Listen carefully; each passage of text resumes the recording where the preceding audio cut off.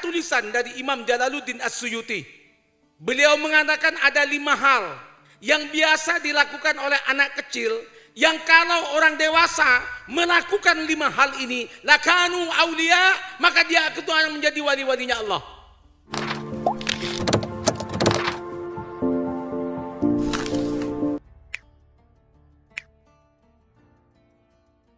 Ada tulisan dari Imam Jalaluddin As-Suyuti. Beliau mengatakan ada 5 hal yang biasa dilakukan oleh anak kecil, yang kalau orang dewasa melakukan 5 hal ini, lakanu aulia, maka dia akan menjadi wali-walinya Allah. Ada 5. 1, anak kecil kalau sakit tidak mengeluh. Jadi yang tua-tua ini kalau ingin jadi wali jangan mengeluh, pengumuman. Nomor 1, jangan mengeluh ketika sakit. Anak kecil kalau sakit nggak ngeluh kan? Nah, ngomong, nak, kamu apanya yang sakit? Nah, apanya yang sakit? Nggak jawab. Beda yang tua-tua ini, sakit sedikit sudah sudah sambat. Semua buka HP, semuanya langsung status dirubah, pinggangku sakit, jangan-jangan ginjal. Hah? Masuk semua, nggak jadi wali. Yang kedua, anak kecil itu wa idza takhasamu, kalau mereka bermusuhan, tasara'u ila suluh, dia biasanya cepat untuk damai. Ketika anak SD lagi musuhan sama temennya, kalau di Madura itu soccer katanya kan, nggak lama, itu biasanya 2 hari selesai. Udah ya, pokoknya jangan gitu lagi ya. Jadi, tapi yang dewasa-dewasa yang udah besar-besar ini, coba bayangkan, kalau udah kadung kita musuhan, 7 turunan kita itu musuhan. Hah? 7 turunan, walaupun sumpah 7 turunan, tapi kadang nggak berhasil. Karena kemudian cucu sama cucu harus menikah, dan ketika tak menikah maka cinta itu akan berbuah bunuh diri. Coba bayangkan, anak kecil. Yang ketiga katanya ini menarik, anak kecil la yakuluna illa mujtamiin. Kalau makan mereka itu pasti bersama. Anak kecil kalau makan bersama, itu kalau ingin jadi walinya Allah, jangan makan sendirian, makanlah bersama-sama. Coba anak kecil, anaknya ibu-ibu nanti ketika pulang kasih coba kue.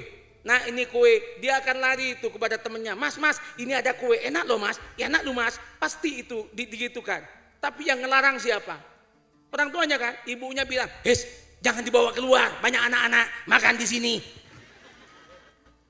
Tati wali de remah, bukan wali kutub, wali kotok. Lah ini serius pak, itu serius. Dan yang keberapa sudah, saya nggak tahu udah. Dikatakan bahwa anak kecil itu ketika takut, dia itu pasti menangis. Takut menangis, tapi orang tua takut tidak pernah menangis. Saya mau tanya, takut neraka? Pernahkah menangis untuk neraka? Enggak. Nggak ada yang takut. Takut siksa kubur? Takut. Pernahkah menangis untuk siksa kubur? Enggak. Kalau anak kecil kalau takut nangis.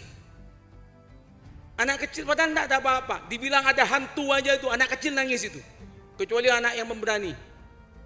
Ada anak pemberani itu, padahal dia masih TBA baru belajar 1 malam itu.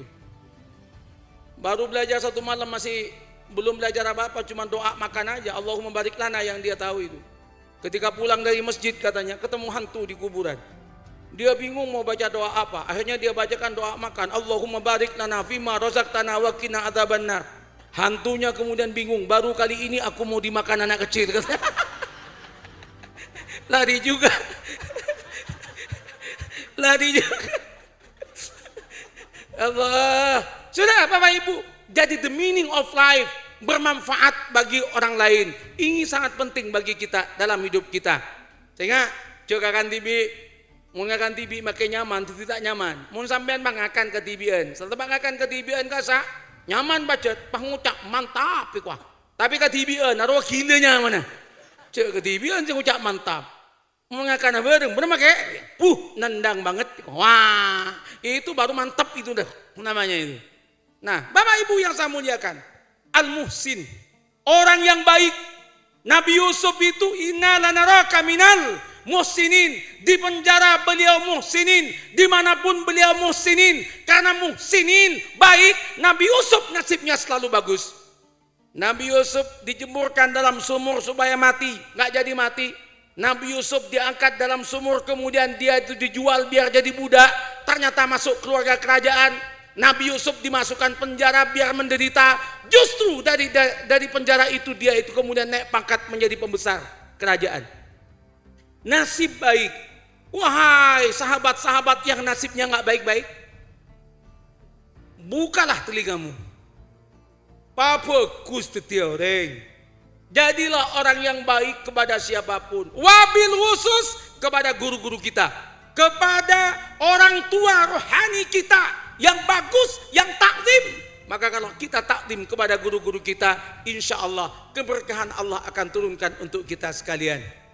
Saya bangga dengan teman-teman Ikhlas yang luar biasa hikmahnya untuk pondok. Saya bangga sekali. Lanjutkan hikmah itu.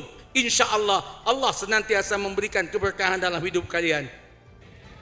Hadirin yang saya muliakan, ini yang pertama yang perlu kita pegang. Dan yang kedua, yang ketiga, innallaha ma'as sabirin. Itu udah biasa disebutkan, Allah bersama dengan orang yang sabar. Bersabarlah dalam hidup. Tidak semua keinginan kita kemudian mewujud menjadi nyata. Tidak setiap apa yang kita pinta langsung diberi oleh Allah besok atau lusa. Bisa jadi akan dikasih minggu depan, bisa jadi bulan depan, bisa jadi nanti yaumul qiyamah, bisa nanti di akhirat, dan bisa jadi akan diwujudkan dalam bentuk yang lain. Begitu kata para guru dalam kitab-kitabnya yang kita baca. Hadirin yang saya muliakan, jangan galau dalam hidup ini. Ayo kita bersabar. Bersabarlah dalam hidup. Kosot de negoleben sambian. Jangan kau membenya asrawan. Jangan sering sambat mengeluh. Keluhan tidak pernah diciptakan untuk membahagiakan. Bahkan keluhan itulah yang senantiasa membuat kita menderita. Semakin kita mengeluh, semakin kita jatuh. Tapi semakin kita bersyukur. Seperti dawuh beliau guru kita, kalau bersyukur kita, masa depan kita akan menjadi masa depan yang baik. Banyak syukur. Maka lebih susah karena to'ot tokosot. Alhamdulillah. Mula ngosot to'ot ngujak alhamdulillah ngabas kalangi. Cik temu na jangan di otak. Kaya insyaAllah mada cintika pasti bataran bi Allah. Allah akan kasih dengan caranya Allah subhanahu wa ta'ala. Ini serius ini. Ini serius saya ini. Ada banyak orang yang mengeluh. Bahkan dia menjual keluhan. Ini tidak boleh. Santri pondok pesantren Salafiyah Syafi'iyah dan alumninya jangan pernah mengisi Facebook, mengisi Twitter atau WhatsApp dengan keluhan-keluhan. Santri tidak layak untuk mengeluh. Setuju? Bagus. Jangan mengeluh. Aja mun kiriman tak datang keh. Ya, tabuun ngana teku becet. Ya Allah. Bismillah datang TV dikian. Hadirin yang saya muliakan, sabar dalam hidup. Saya ungkap kemarin di Bondowoso, kalau nggak keliru, kitab dari Imam Tajuddin As-Subki Asy-Syafi'i, judulnya Mu'aidun Ni'am wa Mubidun Niqam. Nggak begitu tebal buku ini, tapi asyik membaca kitab ini. Beliau mengatakan, hadza sirrun azimun waribun. Ini rahasia agung yang banyak orang lalai, melupakan sehingga menjadi asing. Apa katanya? Syarat bahagia sesungguhnya cuma satu. Perbanyaklah bersyukur.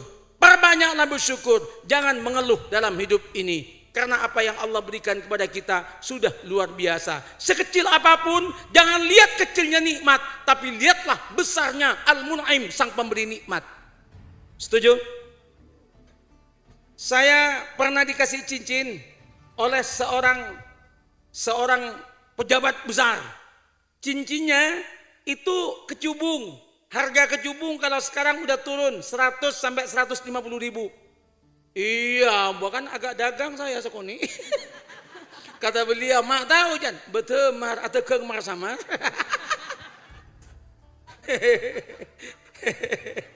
Aduh, tersindir juga saya. Sekarang itu memang segitu. Dulu harganya sempat 250.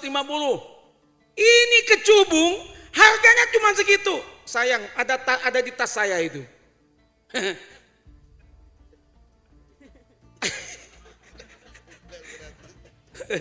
Nah kemudian apa?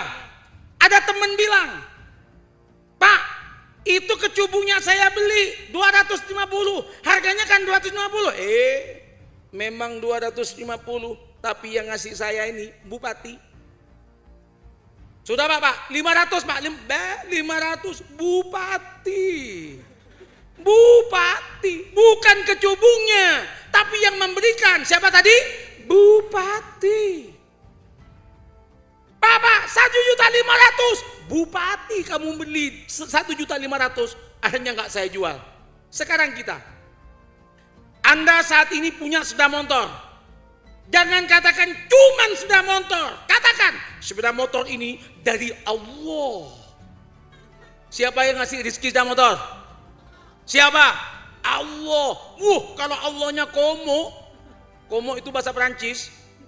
Kalau Allah, lah kita mensyukuri itu sepeda motor. Ibu-ibu tolong syukuri suaminya. Suamiku memang tidak seganteng Ashraf, tetapi suamiku ini adalah dari Allah. Wah, mantap.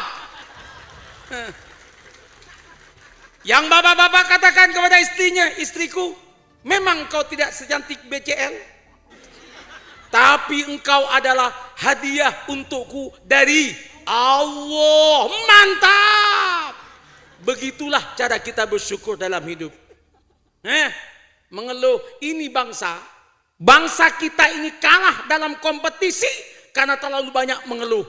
Terlalu banyak mengeluh. Saya itu ikut Twitter Arab Saudi Arabia, saya ikut Twitter Kuwait, saya ikut Twitter Mesir.